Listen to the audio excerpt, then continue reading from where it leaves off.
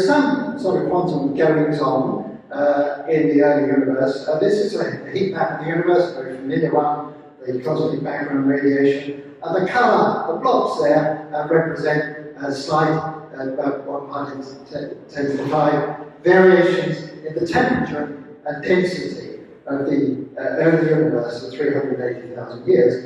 And it's widely supposed that the characteristics of those variations are just like quantum vacuum noise, writ large and frozen in the sky.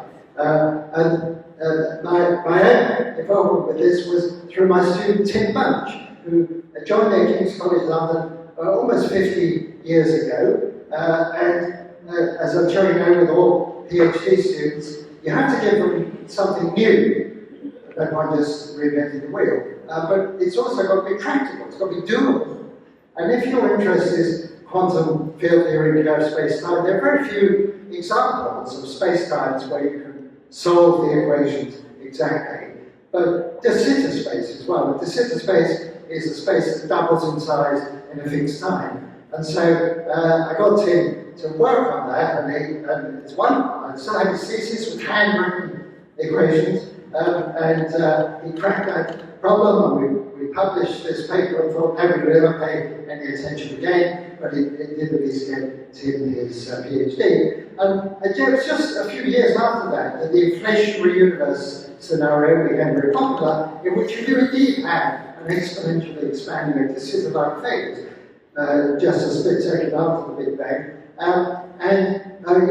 The so-called Bunch-Davies vacuum was already there, to be appropriated as an explanation. And I thought that was sort of a neat idea, but it wouldn't stand the test of time. But people still say it's their explanation of choice, 50 years on.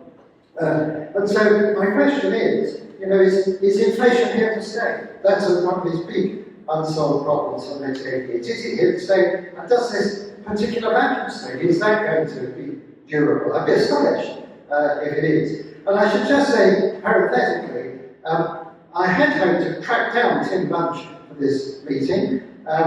He left the field and went to do a proper job, as my mother would say.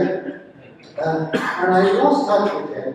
And I think he's probably unaware he's a cosmic celebrity. But if anyone has any contact with Tim Bunch, tell him that we celebrated his contribution here at this meeting.